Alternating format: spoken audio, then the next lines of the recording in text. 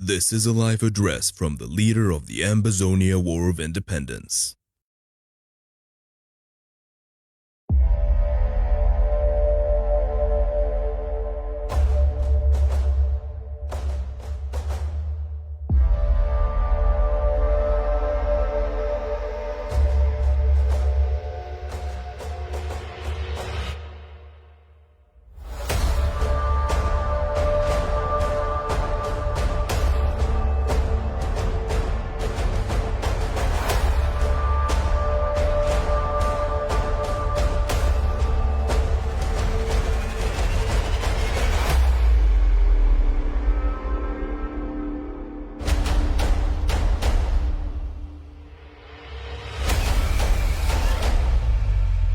Welcome to ACN.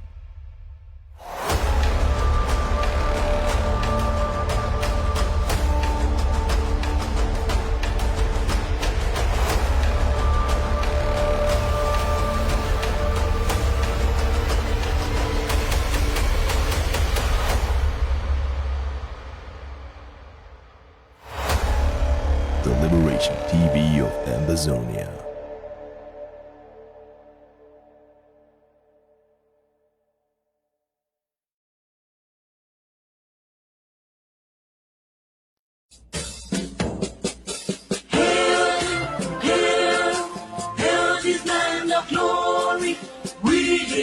Ambazonians, special loyalty.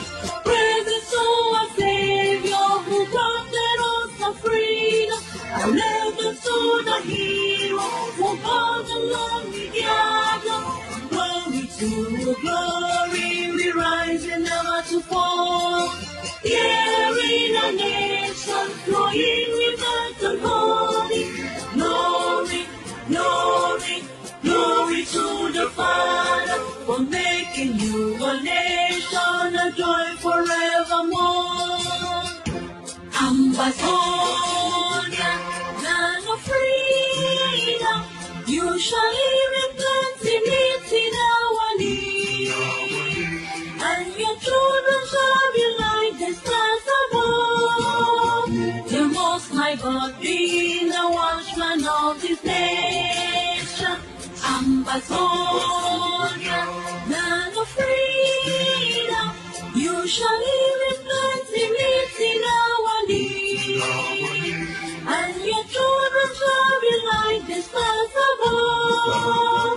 The Most High God being the watchman of this nation.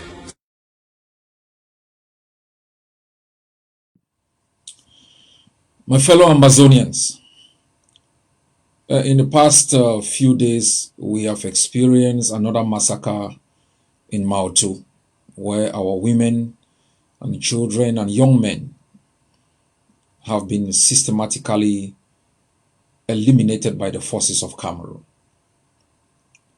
I have sent out a couple of statements, condolence messages to the bereaved communities, to our people in general, and I have also communicated with our forces on the kinds of actions that they can take immediately and in the future to mitigate the effect of such incursions within our community.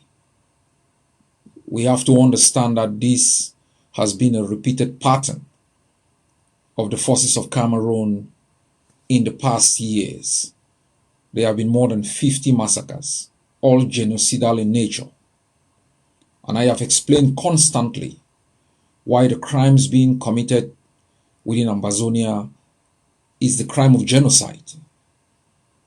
You know, in history, when repressive regimes or regimes of occupation have taken over a territory, they can see the population as useful for purposes of labor or purposes of taxation. Once an occupying regime considers that the population is useful for either labor or taxation, they are going to somehow provide minimum level of protection to that population and eliminate any other resistance that exists within that population. But when a regime considers that a population is useless, that it cannot use them for slave labor, or it cannot tax them, the usual avenue which they then pursue is that of genocide. And that has been the pattern of Cameroon, especially in the past years. We must also know that Cameroon feels humiliated. It has existed within our country for so long with a high level of arrogance and certainty in its power. It has concluded that we are a captured people, that it could direct us the way it wants. That is why when there has been resistance in the past, Cameroon has responded with utmost brutality to eliminate that threat before it engulfs the entire population.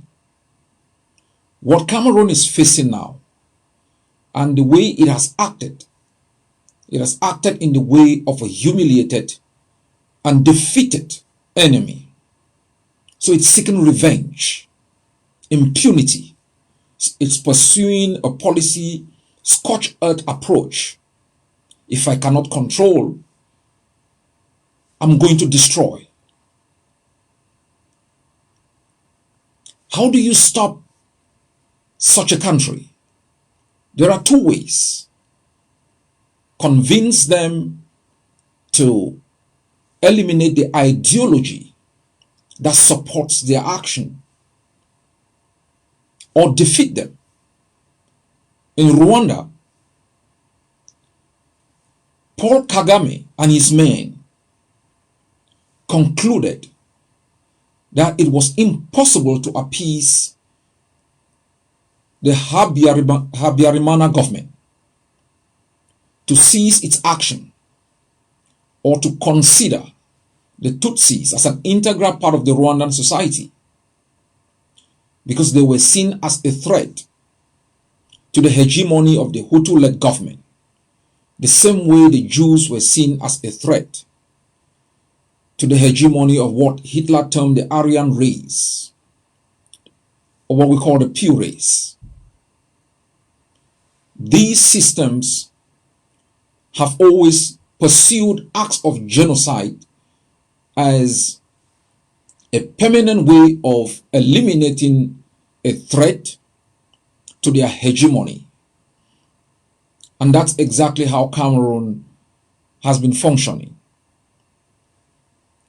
There is only one way to stop Cameroon's genocidal policies in our country.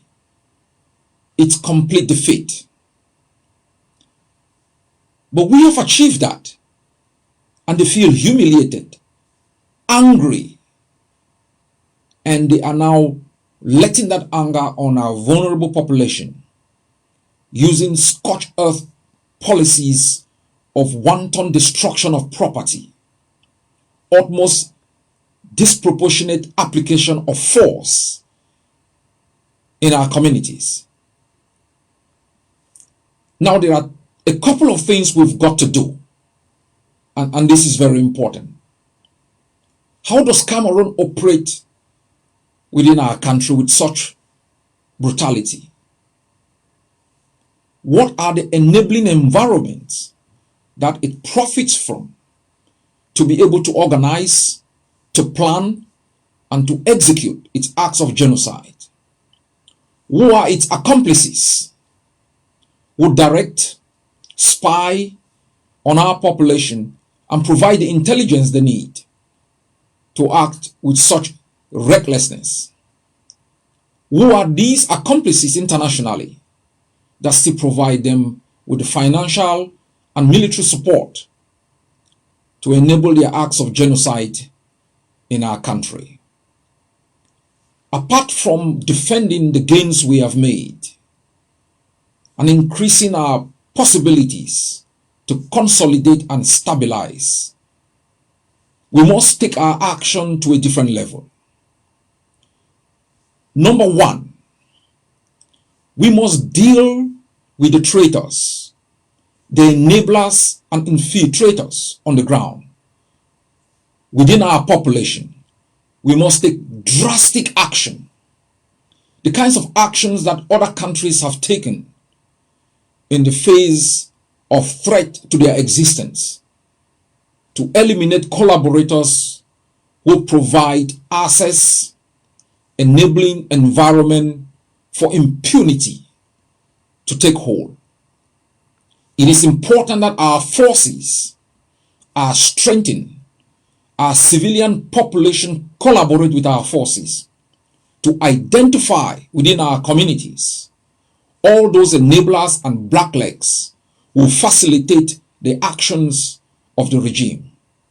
We're talking about sleeper cells, those working overtly and covertly with the system, like the man captured in Fako the other day, still working within the municipality, collecting taxes that are used to fuel the engine of war against our population. I call on our civilian population to work closely with our forces to identify these threats and to arrest and transfer these persons to the custody of our forces.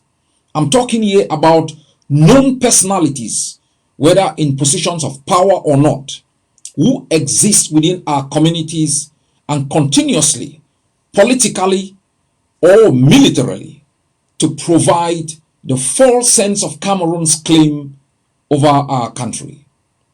These are the foundation upon which Cameroon has acted in the past 4 years.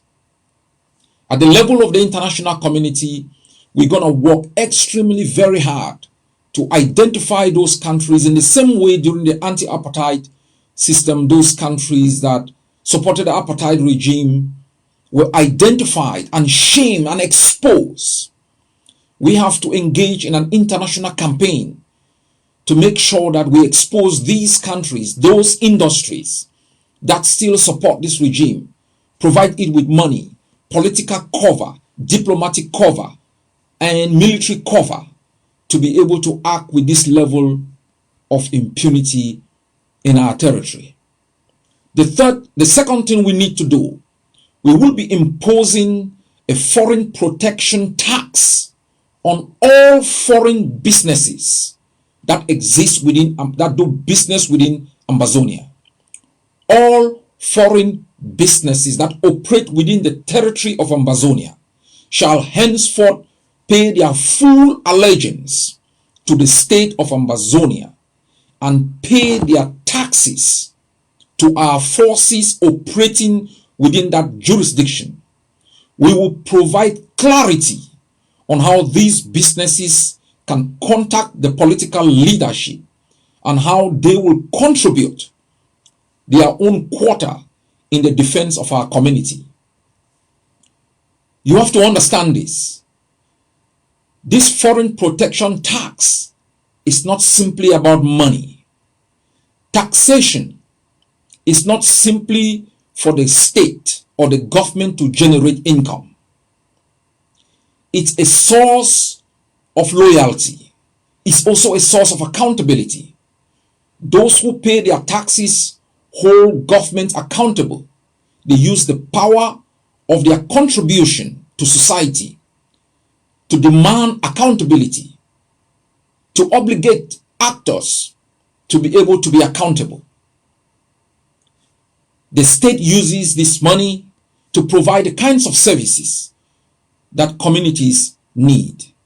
So this taxation policy is not principally a source of income, but is to ensure that those who operate within the territory of Ambazonia show their loyalty to those institutions at this moment in time that are fighting for the protection of the lives of our people and the protection of the territorial integrity of our country. All foreign businesses that fail to meet this minimum obligation will cease from doing business or operating within the territory of the Federal Republic of Ambazonia. This is critical. My people, it is important. As I announced the other day, we have established a stabilization force. It is well trained, it is well armed, but it is not big enough yet to deploy in every crisis-stricken area. We have an obligation, we have a commitment to make to expand this force, arm it well, and make sure it can take its responsibility to stabilize our war of liberation and offer the kind of protection that is required by our civilian population. Recall this. A year or so ago, I announced that establishing the armory will give our forces the possibility of increasing their ammunitions in terms of explosive devices that can be used to prevent La Republique from entering certain parts of our communities. This has been very useful. Not every detonation that happens in the territory takes away lives. Not every bomb that is planted within our community is done so to kill. Some are used as act of deterrence, to deter, to divert. It has been effective, and I ask you to commit to our armories to make sure that we can constantly prevent Cameroon from entering into places. We can't stop every massacre. Not even big nations, powerful nations like the United States of America could protect the Capitol Hill from an insurrection. Not even Germany, Australia, the United Kingdom can prevent a group of armed thugs from entering a village and massacring our civilian population. So we are not putting these measures in place to achieve a 100% result of stopping Cameroon's act of wanton brutality and senseless killings of our population. But we are strengthening our capabilities to reduce to a certain level of acceptability what they are doing. You may not know the amount of massacres that we have prevented, because you never really know of, how many bank robberies are stopped because of security cameras, because of acts of deterrence by guards. So we must continuously make sure that we pursue the course of action that others have pursued to either reduce the level of massacres or to eliminate them completely. And it is to defeat completely the enemy. We also know that even a defeated enemy seeks revenge. Even a retreating force engages in acts of destruction, killings. That's what has always happened. But we can reduce the level of brutality of Cameroon by strengthening the capacity of our forces and demanding that our population is loyal. This is not an act of democracy. It's not an act of opinions. There is a threat on the lives of our people and the existence of our state. Loyalty is an obligation to the state, to our forces, and every other institution that we have. Both our citizens and aliens who live within our territories and any territory subject to our jurisdiction. And that is why the measures we are taking will be stringently enforced to make sure that there is cohesion in the way we act, there is harmony within our community to prevent Cameroon from exploiting certain loopholes in the way we function to commit massacres. Cameroon will no longer exist if we didn't have the enablers, the infiltrators, and the collaborators giving it a false sense of legitimacy within our country. That's why our actions against these enablers must move to the fourth level. We must be strict, Ambazonians. Look, we have coexisted with citizens from an enemy country. We have coexisted with those who have different opinions, those who want different outcomes. We've exercised a level of tolerance for 60 years, debated issues, argued about strategies and approaches. At this stage, at this phase of our liberation, we are facing a threat on the existence of the state of Ambazonia. We are facing genocide. We cannot tolerate those who enable, facilitate, and have infiltrated our body politics to make sure that the enemy has its day within our country. My fellow countrymen and women, in a state of war, while we mourn, we must have our eyes open. We must still have our focus on the objective while we fight. As I said, we aren't being killed because there is a war. It's an ideology. The enemy is angry. The enemy sees us useless, either in terms of slave labor or in terms of taxation. The enemy is retreating and making sure it destroys everything in its wake. And we must empower ourselves, take stringent actions to stop them. There will be accountability, Ambazonians. And I ask all of you to document the lives of everyone lost, every limb injured. There will be accountability. Cameroon as a state, the individuals within Cameroon who facilitate, who direct, who execute, who formulate the policies, will individually be held accountable. You must remain focused and committed. The only way we can survive as a people is completely kicking Cameroon out of our country and establishing the kind of system that values our lives and protects our population. God bless Amazonia.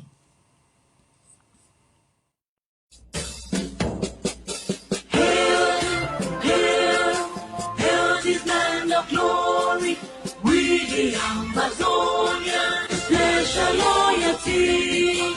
Praises to our Savior who granted us the freedom. Allegiance to the hero who brought the lonely gather.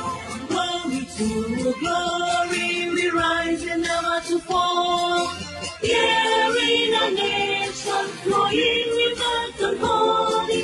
Glory, glory, glory to the Father for making you a nation, a joy forevermore. Ambazonia, land of freedom, you shall live in plenty, meeting our need. And your children shall be like the stars above. The Most High God be the watchman of this nation. Ambazonia, land of freedom, you shall live in plenty, meeting our need. And your children shall be like the stars above. The Most High God be the watchman of this nation.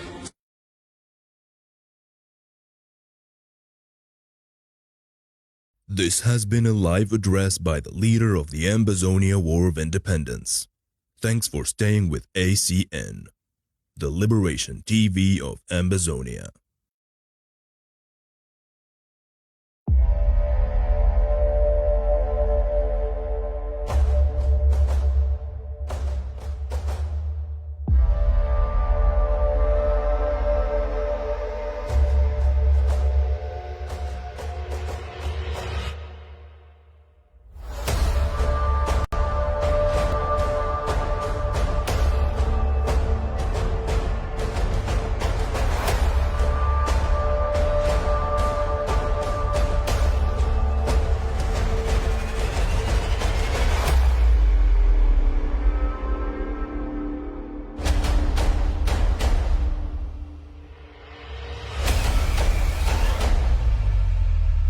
Welcome to ACN.